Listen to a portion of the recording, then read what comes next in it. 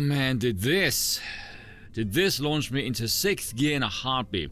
So I put a tweet that went viral for my Twitter following anyway, where I said the following. Every person that calls himself a centrist is just a limp-wristed leftist who doesn't like the current association with the left as they drift further leftward, yet spend 99% of their time bitching about the right. Tell me I'm wrong. Now, this was partly inspired by someone in the comment section of the Starship video writing, I'm sick of the both sides fallacy. Sometimes one side is objectively sane and normal, and the other side are dribbling morons. Now, naturally, I agree with this, despite how it does seem to violate this stupid democratic notion of meeting in the middle and the need to compromise. And as I've said before, the problem is the left is a gradient, the right is absolute. Meeting in the middle results in a left win only, because the right is not supposed to move and compromise. Slowly conceding and eroding traditions results in a loss of traditions. Frame-breaking stuff, I know, but anyone who still defends the regime in any capacity, I swear has a shrine to a hammer and sickle somewhere embedded in their psyche. By the way, someone called the irate thinker, I pray that name is ironic, said this is horseshoe theory in action. How? Where? Let me explain this from my perspective, because again, pattern recognition. The most limp-wristed of twinging right-wingers will call themselves center-right. They have the distinction. Whereas those who call themselves centrists are always leftward drifting. There's no theory of anything here, this is my observation. Now someone sent me a DM about this that ended with the following. Ironic how Dev calls you a communist, even though liberalism is more inclined to lead to communism. I'm assuming that's a reference to my video about Sargon schooling James Lindsay on communism's emergence from liberalism. And I thought, wait, Dev called me a communist? Where? And then I see him quote tweeting me saying this. This has some real liberals are the handmaidens of fascism commie energy. Dev, what the fuck are you talking about? Before you called the neo-reactionaries proto-fascists, now where I called the cringe centrist drifting leftists, I'm showing commie energy. What does that even mean, commie energy? I'm a monarchist, I oppose both of these. Are you that stupid and World War II brain to insinuate opposing the leftward drifting centrist is projecting commie energy? If I was an actual communist, hypothetically, why would I insult the leftist drifting further leftward? This is the kind of bollocks you spew that makes people think you're an idiot. Where is the logic here? DJ and Real is coming in. No, one is true and the other isn't. The left is making progress and pushing further. If what the left was saying was true, this wouldn't be the case. If I say 2 + 2 = 4 and a leftist says 2 + 2 = 5, which they unironically have done, yes, we are both using math, but one is correct. With the Canadian commie coming in, no, you're both wrong. Liberalism means liberalism, not some other thing you hate. Because you see, in the mind of the regime-simming Canadian madman, he wants to live in a period of time, frozen in time, and for whatever reason is unable to come to terms with the fact that periods aren't static. And I know he knows this is not possible, but he carries on as if it is a simple case of, in case of emergency, break glass and turn back the clock. Very much the epitome of the Return to Fresh Prince kind of liberal. Once again, liberalism is not static. He can't seem to tell that liberalism has ideals and creates hierarchies, which in the minds of communists are seen as oppressive, and so liberalism can also fuel a communist uprising. There seems to be a kind of disconnect of people arguing between liberalism is the fertile ground that can grow communism versus communism is the final metamorphosis of liberalism. Personally, I don't give a right's bollock. I prefer to look at the end result. Both of them are the same, so who the hell cares? And one of my followers, Smith, summed it up brilliantly with this very short word train. Center means middle. Centrist opinions, middle of acceptable opinions. Middle of the Overton window. Overton window is steered by the elite. Regime is part of the elite. Therefore, supporting the regime is a centrist. Absolutely true, which is why mainstream conversations are so frickin' boring.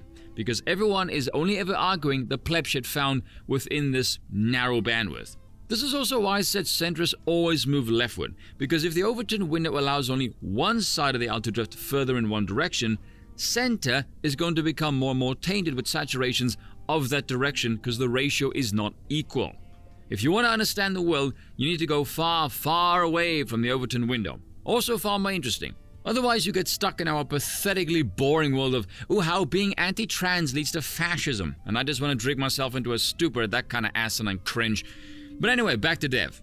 This is the kind of bollocks Dev will try to defend. What do you even need to... did I mute... V. Did you forget? Do you mute people and just move on? Oh, he's trying to get me to trigger Dev. Apparently, Biden willfully retained and disclosed highly classified materials. With I saw I that. did he, I've sent that to Dev too. Yeah. Really? Also, hold on. I looked into those papers too because also it came out that like I needed during the interviews. Yeah, I got it. Yeah, Cope and see the line kills me every time. Well, no. So during those interviews, it was like a day or two after October 7th, and he was being interviewed by whoever it was that was interviewing him, and he appeared to be like completely out of his fucking mind. He didn't remember anything. He didn't know anything. Unusual day for Biden. Yeah, the president of the United States of I'm not America. making a fucking. Shut up for a minute, V. I'm not making an excuse. I'm saying that like we now have it on paper, with evidence in a court filing where it's like Biden doesn't seem to be all fucking there to the point that we can't charge him with anything, and that's going to be fucking terrible going forward because you know what that means? Insanity. Yeah, the president is pleading like insanity from old age. So hold on, just a second. We didn't need the court filing to know that. Let me finish though, V. Let me finish. No. V. Let me finish, V. Finish it. So.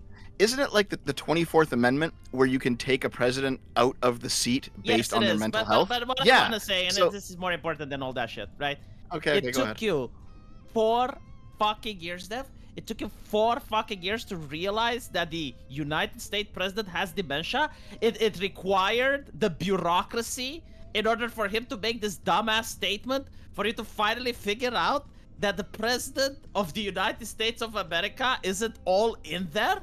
Like, after all this while, it's like, just now, you're like, whoa. No. Good point, Dev. No, amen to that. So here's the thing. So when you I'm sure we've all met like old people before who they don't have dementia, but they're like sometimes they're not all there, but then like sometimes they're fine and it's okay. Yeah. Like it's just about Biden, We're talking about Biden, right? Not just any old person, right? Yeah, no. This is how we know Biden has dementia. Carry on. Yeah. So here's the thing though, V, because when you people like they'll share these viral clips of like Biden falling over or Biden not knowing where he is on stage, and it's like he made like the biggest election fraud in U.S. history. Yeah, like or that clip. Yeah. At the same time, though, you know, I've also watched full speeches of Biden's that have been recent, and he seems to be like mostly there, just old. And it's like, well, okay, viral clips aside, it's not necessarily conclusive.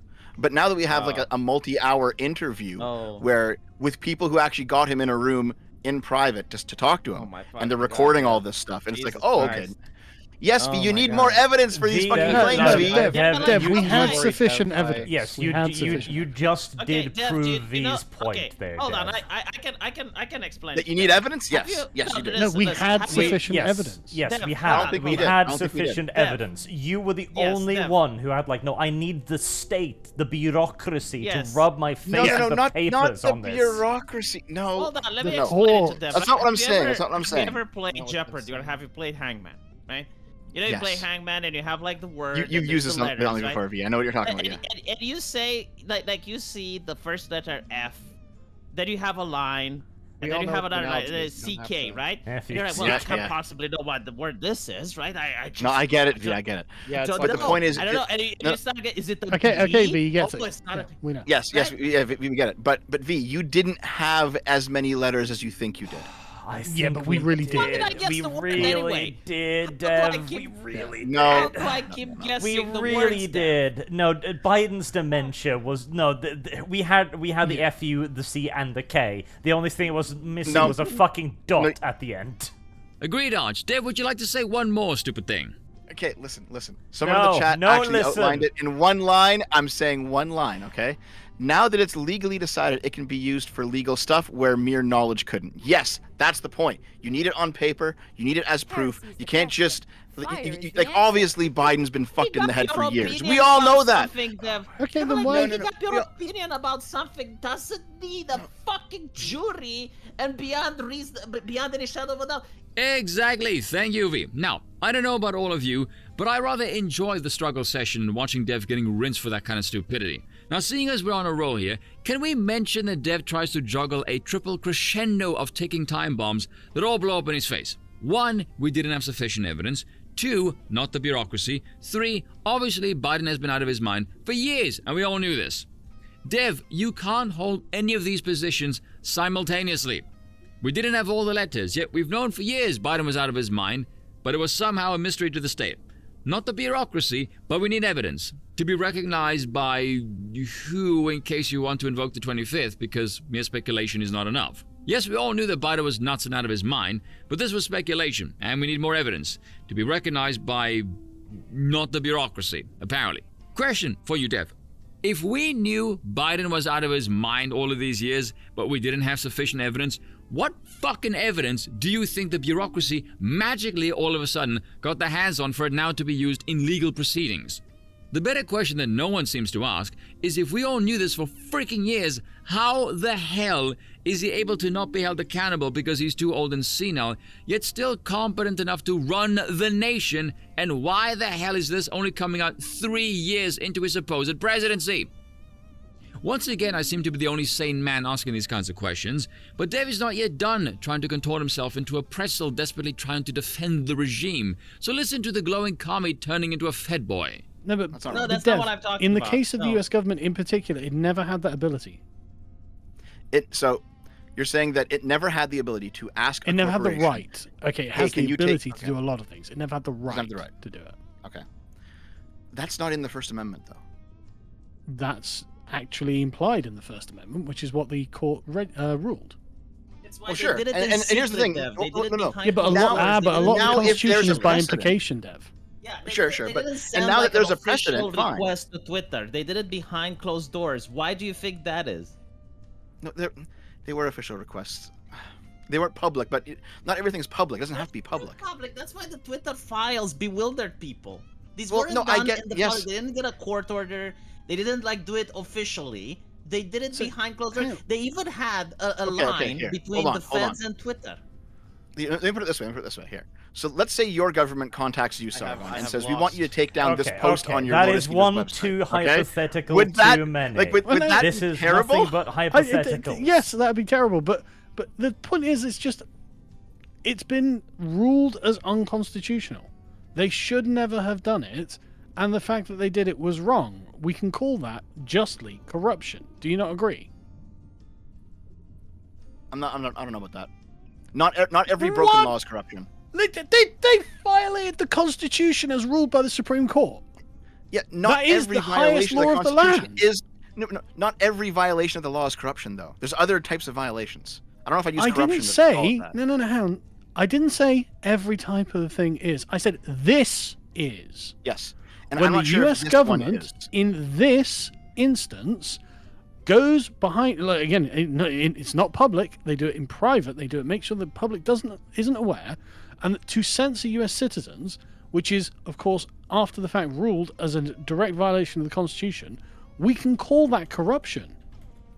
That is political corruption because it was done for partisan reasons, bipartisan actors. Right? The government just gave the banks the ability to deplatform people. The government hang on, V. Hang on. That's a different conversation, V. Hang on. Right, that is crystal clear corruption, and I don't see why you would argue the opposite.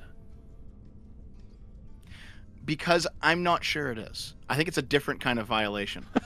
Okay. But I'm not. Now that I'm on the spot, I'm not sure what I would call it. But I don't think it's corruption. Well, no, and I'll tell you why. I think the feds genuinely believe. No. It's fine. How would corruption? No. V. Hang on. I want to hear the answer. I want to hear the answer. So, I genuinely think that the people who were working for the federal government who asked Twitter, "Hey, can you take down the Hunter Biden laptop story?" I think they genuinely thought it was a Russian op, and they were like, "We gotta censor this bullshit." Wasn't she the one who did it? What do you base on this? No, it's Jen Psaki. Jen Psaki. They genuinely thought this. Like. No, V. Hang on a second. I think it's right. Dev is like appealing to some nebulous unknown person, but it was going to be Jen Psaki, right? So you think Jen Psaki genuinely believed that these Twitter accounts?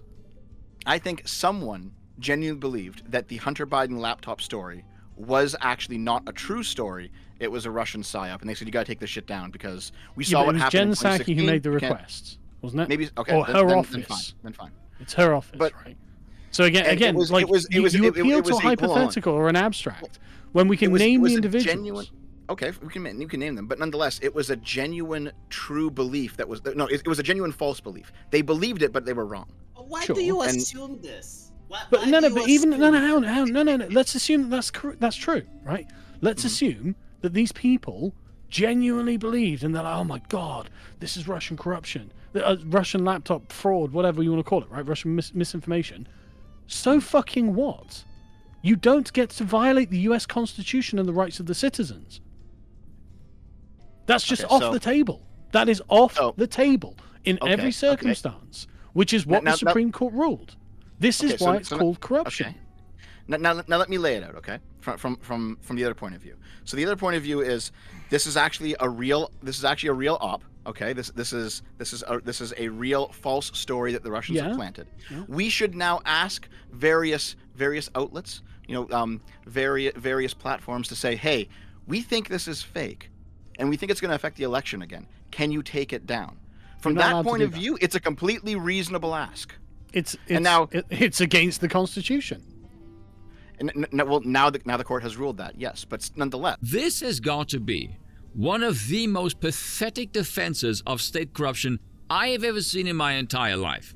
COMMIE doesn't even remotely begin to cover it. This video is not even 2 weeks old? Secondly, it takes all of 15 seconds of searching to find articles such as this, where an IRS supervisory agent told Congress in a testimony that the FBI had in fact verified the laptop's authenticity in November of 2019. So they sat on it for a whole year, knew what was on the laptop, did nothing, and several months later went, oh yeah, it's full of Ruski disinformation. So they either did nothing, just sat on their asses, which shows utter negligence and a willingness to look the other way, which is corruption, knew what was on it and said nothing about it, which is corruption, or told people its contents without knowing what was on it, which is a lie of ignorance, also corruption. This is a man who, when told no, he wants to see a larger state apparatus, said, not necessarily, it depends what it is. Newsflash, you wanker, that means yes. It depends means I'll green light it if I like it, i.e. the growth of the state. And I have to point this out because this genuinely irks me.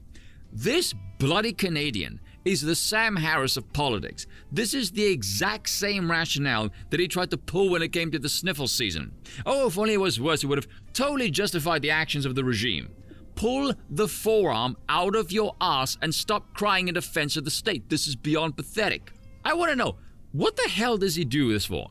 What psychological barrier is he getting slammed up against constantly to take the L's? What does he get out of it? Does he like being humiliated? Is it like a fetish or something? It's just bizarre, but anyway. I want to discuss the dilemma that I see with a lot of content creators. I briefly touched on this before, so let me try and expand on it.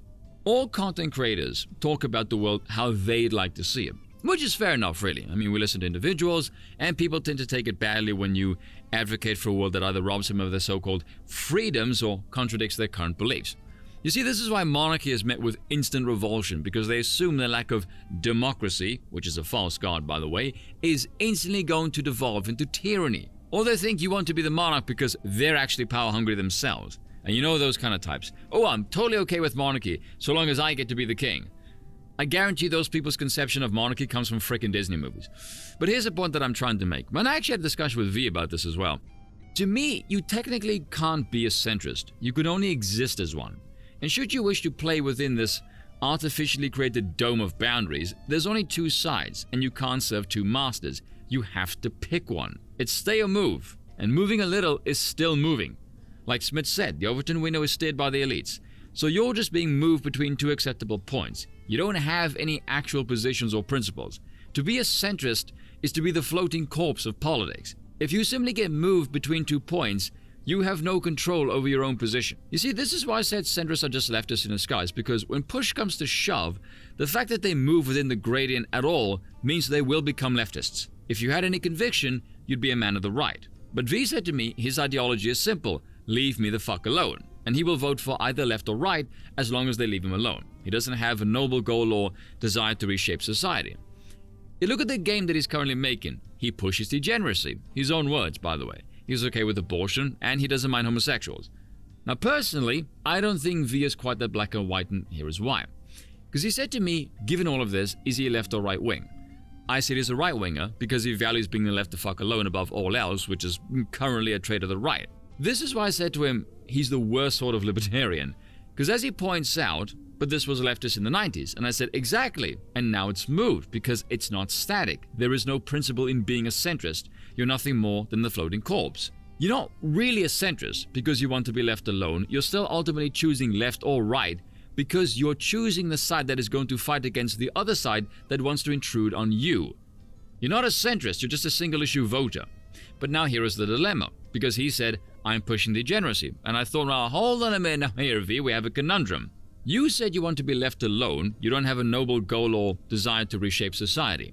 Now what happens when someone else considers you pushing that degeneracy as having the impact of shaping society for the worst?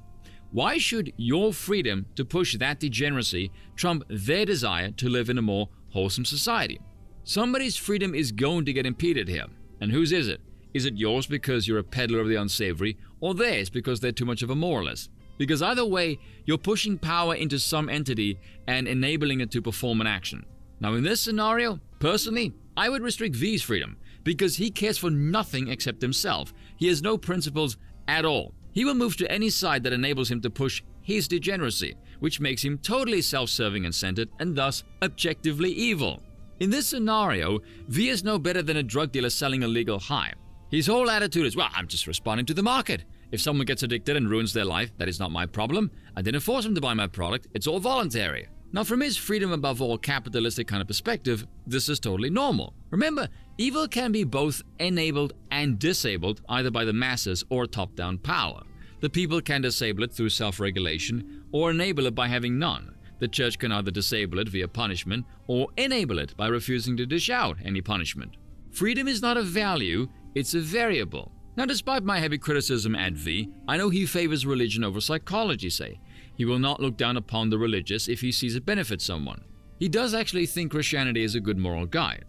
But I also understand his bias, and this political perspective is entirely different depending on the culture and history of each nation.